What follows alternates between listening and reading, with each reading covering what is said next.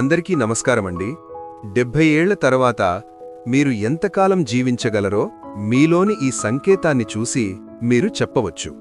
మీరు 70 ఏళ్లు దాటిన తర్వాత మన దగ్గర నిజంగా ఎంత సమయం మిగిలి ఉందో తెలుసుకోవాలని అనిపించిందా? వయసు పెరిగే కొద్దీ ప్రతి సంవత్సరం మరింత విలువైనట్టుగా అనిపిస్తుంది. మరియు నిజమేమిటంటే మీ శరీరం మీ జీవితంలో ఇంకా ఎంతకాలం మిగిలి ఉందో నిదానంగా సైలెంట్గా కొన్ని సంకేతాలు ఇస్తూనే ఉంటుంది. మన దగ్గర చాలామంది ఉంటారు. కొంతమంది 70 ఏళ్లు దాటినా ఇంకా బలం, స్పష్టత, ఉత్సాహంతో జీవిస్తుంటారు.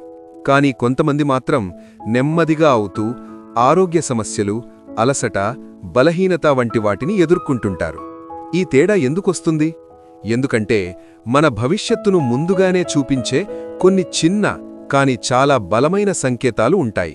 ఈ వీడియోలో 70 తర్వాత మనం ఎంతకాలం బ్రతకగలమో తెలిపే 7 ముఖ్యమైన సంకేతాల గురించి ఇప్పుడు మాట్లాడుకుందాం. ఇవి ఊహలు కాదు, కథలు కాదు, దీర్ఘకాలం ఆరోగ్యంగా బ్రతికిన వారిని వైద్యులు పరిశీలించి గమనించిన నిజమైన లక్షణాలు.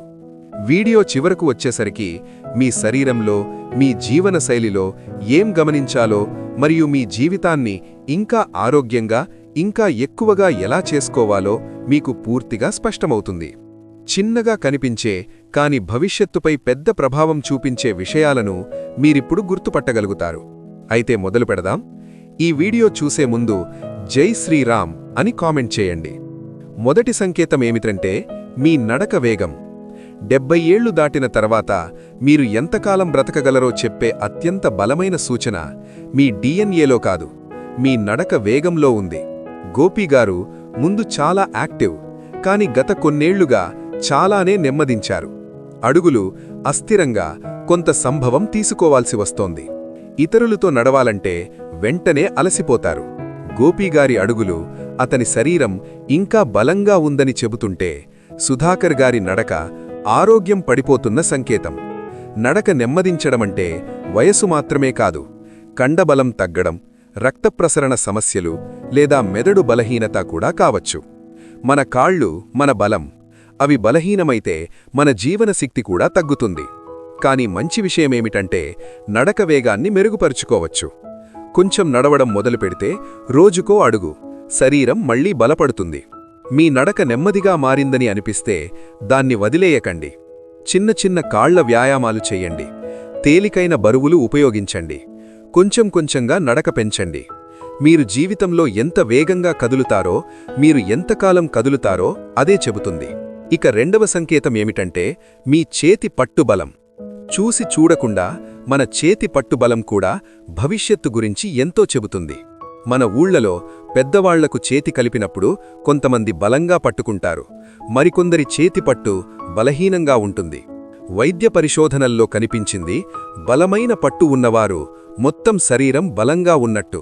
అంటే కండబలం బాగుంది, రక్తప్రసరణ సక్రమం, నరాల వ్యవస్థ బాగుంది. కాని పట్టు బలహీనమవ్వడమంటే కండలు క్షీణించడం, శరీరం నాజూకవ్వడం. మంచి విషయమేమిటంటే దాన్ని తిరిగి బలపరుచుకోవచ్చు.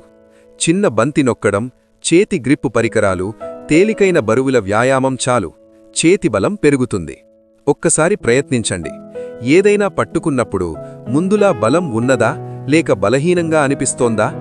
ఎందుకంటే ఈరోజే మీరు ఎంత బలంగా పట్టుకుంటున్నారో రాబోయే సంవత్సరాల్లో మీరు జీవితాన్ని ఎంత బలంగా పట్టుకోగలరో అదే చెబుతుంది. మూడవ సంకేతమేమిటంటే ఒక్క కాలి మీద నిలబడే సామర్థ్యం. సమతుల్యత గురించి మనలో చాలామంది ఆలోచించరు, అది తగ్గే వరకు. కానీ ఒక్క కాలి మీద కనీసం 10 సెకండ్లు నిలబడగలగడం మీ దీర్ఘాయువును అంచనా వేయగల అత్యంత బలమైన పరీక్ష. మన ఊరు 2 పెద్దమ్మలు, సీత, గౌరీ. ఇద్దరూ 70లలో. సీతమ్మ నిత్యం నడుస్తుంది, యోగా చేస్తుంది. ఒక కాలు పైకి ఎత్తి డొలగకుండా నిలబడగలుగుతుంది. గౌరమ్మ మాత్రం ఎప్పుడూ సమతుల్యత గురించి దృష్టి పెట్టలేదు. ఒక్క కాలిమీద నిలబడితే తక్షణమే ఒరిగిపోతుంది, ఏదైనా పట్టుకొని నిలబడాల్సి వస్తుంది. కాని గౌరమ్మ గ్రహించని నిజమేమిటంటే అది చిన్న విషయం కాదు, అది ఆమె కండబలం, నరాల వ్యవస్థ, మెదడు పనితీరు బలహీనపడుతున్న సూచన. మీరు కూడా ఇటీవల తడబడుతున్నారా? త్వరగా తిరిగితే ఒరిగిపోతున్నారా? గోడలు, కుర్చీలు పట్టుకోవాల్సి వస్తోందా? అలా అయితే ఇప్పుడే చర్య తీసుకోవాలి. మంచి విషయమేమిటంటే సమతుల్యతను మెరుగుపరుచుకోవచ్చు. రోజూ కొన్ని సెకండ్లు ఒక కాలి మీద నిలబడండి. ఇక 4వ సంకేతం ఏమిటంటే నిద్ర నాణ్యత. గోపాలరావు గారు ప్రతిరోజు ఒక సమయానికి పడుకుంటారు. 7 గంటలు ప్రశాంతంగా నిద్రపోతారు. ఉదయం లేవగానే తేలికగా తాజాగా అనిపిస్తుంది. శంకర్ గారు రాత్రంతా అటూ ఇటూ తిరుగుతూ ఎన్నిసార్లు లేస్తూ కొన్ని రాత్రులైతే నిద్రపట్టక ఇబ్బంది పడుతుంటారు. కాలక్రమంలో గోపాలరావు గారి శరీరం బాగా పనిచేస్తుంది.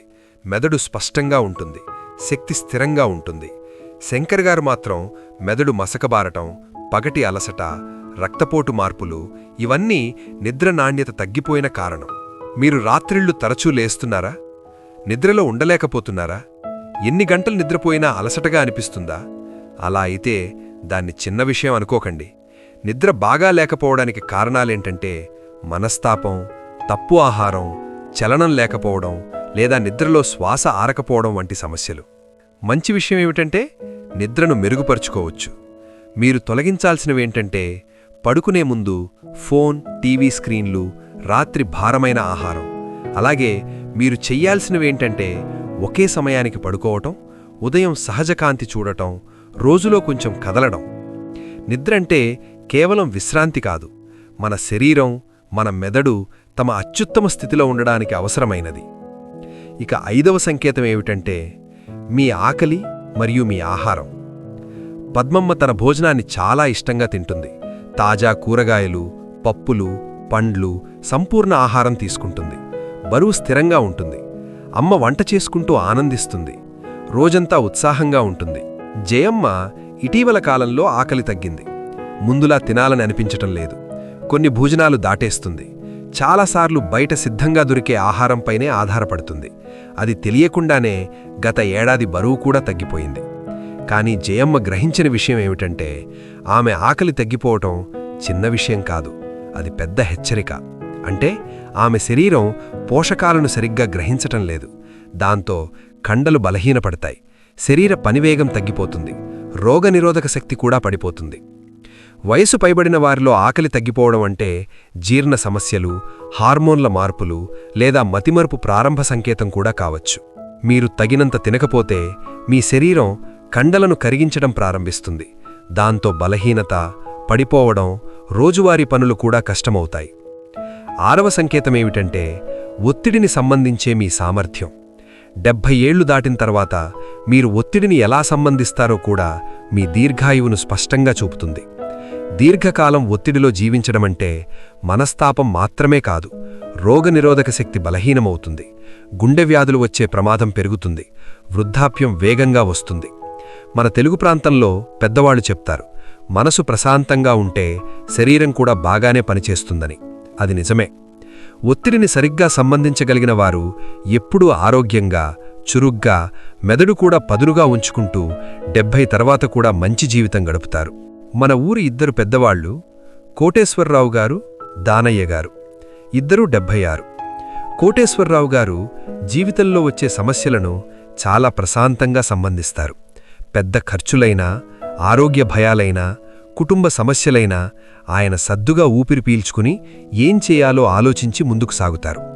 స్నేహితులతో మాట్లాడుతారు, మనసులో పెట్టుకోరు. దానయ్య గారు ఒత్తిడిని వదల్లేరు. తన చేతిలో లేని విషయాలపైన రోజంతా ఆందోళన, చిన్న చిన్న విషయాలకే చిరాకు, నెగిటివ్ ఆలోచనల్లో చిక్కుకుపోతారు. కొన్ని నెలల తర్వాత ఈ ఒత్తిడి శరీరాన్ని దెబ్బతీస్తుంది. రక్తపోటు పెరుగుతుంది, నిద్ర దెబ్బతింటుంది, శక్తి తగ్గిపోతుంది. చిరకాలం ఒత్తిడిలో ఉండటమంటే శరీరంలో వాపును పెంచుతుంది. అది మతిమరుపు నుంచి గుండె వ్యాధుల వరకు అత్యంత పెద్ద సమస్యలకు కారణం. కాబట్టి మీకు కూడా తరచు గట్టిగా, చిరాకుగా, అలసటగా అనిపిస్తే ఇది చిన్న విషయం కాదు. మీరు ఒత్తిడిని సంబంధించడానికి కొన్ని పద్ధతులున్నాయి. అవేంటంటే ధ్యానం, నడక, లోతైన శ్వాసలు లేదా కొంచెం నవ్వు కూడా. ఇవి మీ జీవితానికి సంవత్సరాలను జోగించగలవు. ఒక్కసారి మీకు మీరే ప్రశ్నించుకోండి, సమస్యలు వచ్చినప్పుడు మీరు మార్చుకుని ముందుకు సాగుతారా, లేక ఆందోళనను పట్టుకుని ఒత్తిడిని మీపై రానిస్తారా? ఇక చివరిగా 7వ సంకేతం ఏమిటంటే సామాజిక సంబంధాలు. హేమలతమ్మ మాత్రం చాలా సమయం ఒంటరిగా గడుపుతుంది. ఏళ్లకేళ్లు చాలామంది స్నేహితులతో సంబంధం తెగిపోయింది. కుటుంబం ఉన్నా చాలా అరుదుగా మాత్రమే మాట్లాడుతుంది. నెలలు గడిచే కొద్దీ ఒంటరితనం పెరుగుతుంది, మనసు నెమ్మదిగా దిగులు వైపుకు వెళుతుంది, ఆరోగ్యం కూడా క్షీణిస్తుంది. మనుషుల మధ్య సంబంధమంటే భావోద్వేగ సహాయం మాత్రమే కాదు, మన శారీరక ఆరోగ్యాన్ని కూడా నేరుగా ప్రభావితం చేస్తుంది. మనుషులతో మాట్లాడితే మెదడు చురుకవుతుంది, ఒత్తిడి తగ్గుతుంది, శరీరంలో ఆనంద రసాయనాలు విడుదలవుతాయి. మీరు సామాజిక కార్యక్రమాల దగ్గరనుంచి దూరమవుతున్నారా? Phone calls తప్పిస్తున్నారా? ముందుకంటే ఎక్కువగా ఒంటరిగా ఉంటున్నారా? అయితే మార్పు చేసుకోవాల్సిన సమయం వచ్చింది. సామాజికంగా చురుగ్గా ఉండటం అంటే ఎప్పుడూ జనాల్లో ఉండాలనుకోక్కర్లేదు. చిన్న చిన్న చర్యలు చాలు. పాత స్నేహితుడికి ఒక సందేశం, మీకు ఇష్టమైన గుంపులో చేరటం, రోజూ ఎవరికైనా అర్థవంతమైన మాటలు చెప్పటం, ఇవన్నీ మీ జీవితాన్ని మార్చేస్తాయి. మీరు ఈరోజు పెంచుకునే సంబంధాలు కేవలం సంతోషానికే కాదు, ఆరోగ్యానికి, దీర్ఘాయువుకు కారణం. ఈ 7 సంకేతాలు మీకు తెలిసాయి. ఒక్కసారి ఆగి ఆలోచించండి. మీరు బలం, ధైర్యంతో ముందుకు సాగుతున్నారా, లేక చిన్న చిన్న హెచ్చరికలు కనిపిస్తున్నాయా? మంచి విషయం ఏమిటంటే ఈ అంశాల్లో చాలా వాటిని మీరు మెరుగుపరుచుకోగలిగినవే. మీ నడక వేగం, మీ చేతి పట్టు, మీ సమతుల్యత. కాబట్టి మీరు ఇప్పట్నుంచే ప్రయత్నించండి, మీకంతా మంచే జరుగుతుంది.